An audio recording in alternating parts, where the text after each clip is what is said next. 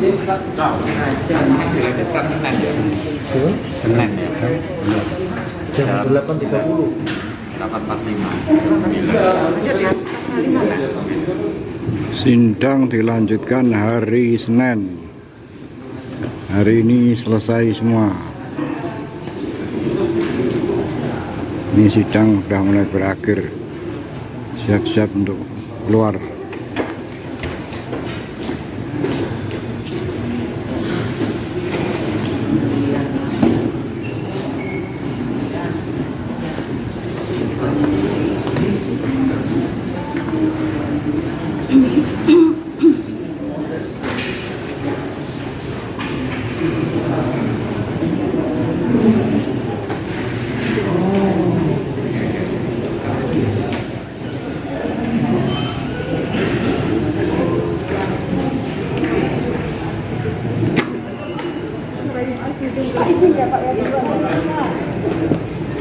Kita ngerayu Pak Sidung.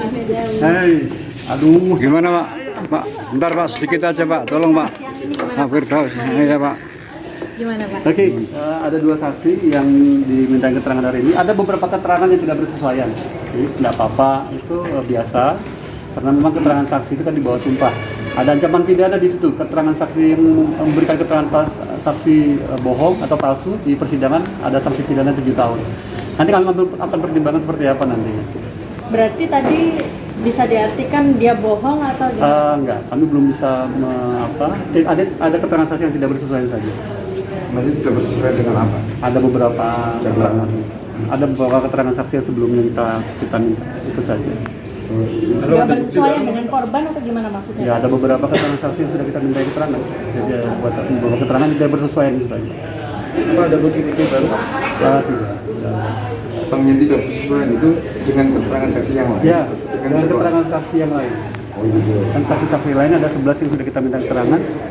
Ini ada beberapa keterangan yang tidak bersesuaian. Itu saja. Nanti kita pastikan nanti seperti apa. Dua ini hubungannya keluarga atau apa Pak? Saksi ya, kapasitas lebih saksi ya. Ini kan masih saksi JPU kan? Iya. Oke Pak, tadi kenapa kok memutar rekaman audio ulang? Kemarin kan sudah diputar, hari ini diputar lagi Pak. Diperlihatkan kepada saksi yang memastikan bahwa video itu dia tahu terkait video itu. Audio atau video yang diputar oleh jaksa? Kalau yang kedua saksi yang ini video ya, video. Untuk memastikan lagi keterangannya betul apa tidak. Terima kasih. Ya. Ya siap.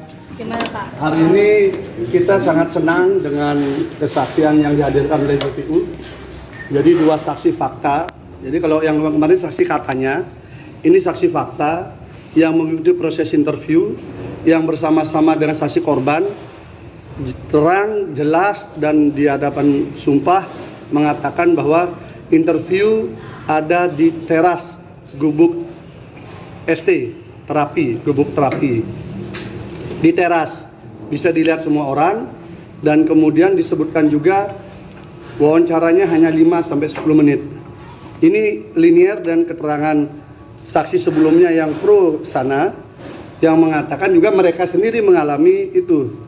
Nah, saksi korban mengaku dia diwawancarai di tengah gubuk di dalam ruangan. Sementara dua saksi tadi mengatakan dia melihat langsung dan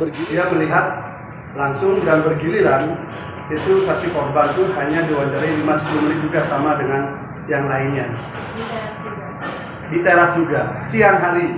Jadi tidak ada cerita dari jam 10 malam pergi sampai jam 12 siang.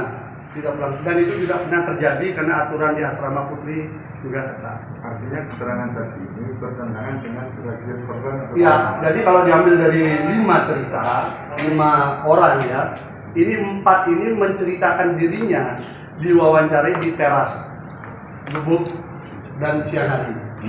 Walaupun yang 2 ini mencoba membantu kesaksian ini bahwa ini diperlakukan berbeda. Tetapi yang 2 ini mengatakan sama.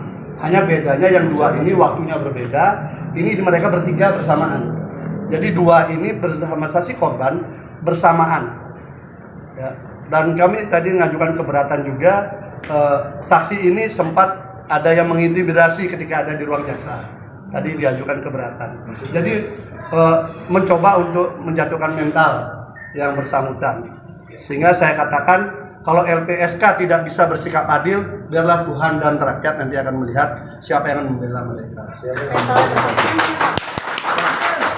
Karena kalau kita lihat hari ini kan lucu, LPSK menjaga orang-orang yang justru ikut di dalam mendesain ini semua. Bahkan kuasa hukum pun berbaju LPSK. Sementara saksi ini saksi fakta juga, bukan saksi katanya, ini saksi fakta. Jadi bukan katanya, ini saksi fakta. Dia ikut bersama dengan korban. Dia wawancarai, dia diinterview bersamaan. Beda waktu saja. Harinya sama, keterangan yang pertama dan kedua sama. Dan ini bukan saksi dari kami loh ya. Ini saksi dari JPU. Ini semakin membuat terang, jelas bahwa memang peristiwanya fiktif. Dari mana Anda tahu kalau saksi tadi diintimidasi? Ya, saksi kan menyampaikan keberatan tadi yang kedua. Yang pertama tidak menyampaikan, tapi yang kedua menyampaikan bahwa merasa tidak nyaman ketika ada seseorang masuk di ruang tunggu itu menyampaikan hal-hal tertentu yang merendahkan posisi pondok. Itu menteror dia agar cepat-cepat mengurus apalah di situ dan sebagainya. Sehingga disampaikan kepada majelis hakim tadi, dan kami kaget itu. Dan ini menjadi linier dengan penggunaan ruangan-ruangan di pengadilan ini untuk kegiatan-kegiatan podcast LSM maupun kementerian, kegiatan-kegiatan yang untuk membangun peradilan opini. Itu linier, karena di sini kami sudah laporkan juga pada ketua pengadilan juga. Praktek-praktek itu sudahlah hentikan. Rekayasa-rekayasa itu hentikan. Cukup sampai di Sambo saja ada rekayasa. Setelah itu jangan lagi ada. Itu aja.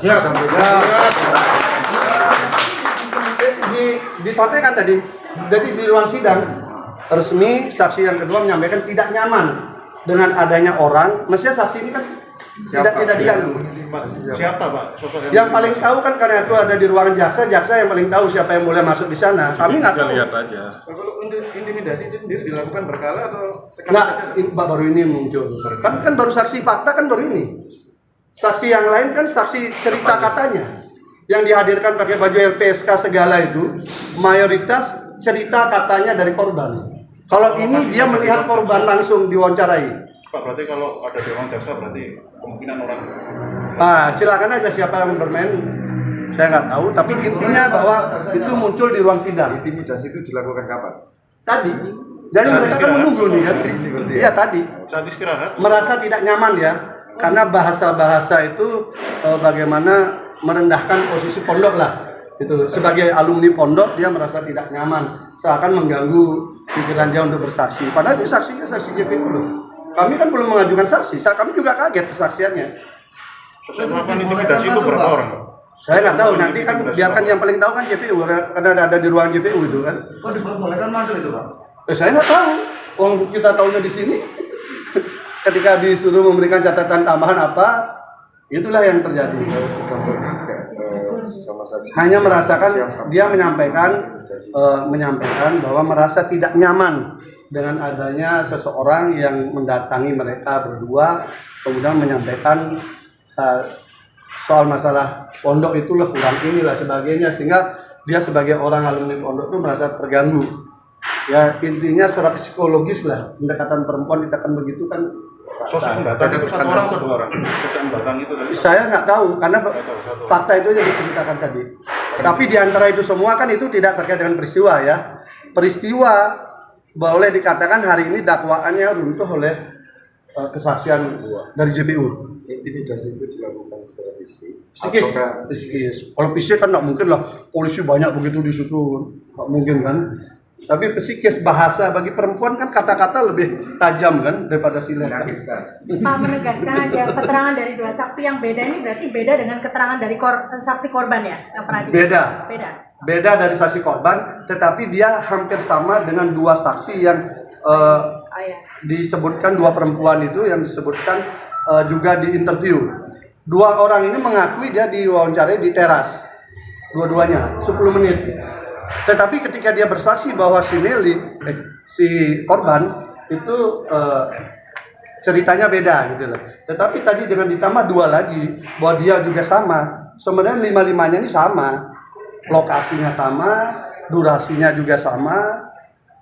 Jadi peristiwa itu berarti tidak benar ada peristiwa dari malam sampai pagi sampai siang baru pulang. Itu dibantah betul. Dibantah betul. Saya juga ya mungkin anugerah Tuhan lah, doa teman-teman pelan-pelan kebuka. Amin. Perlu perjuangan lebih keras lagi. Amin. Amin. Ya.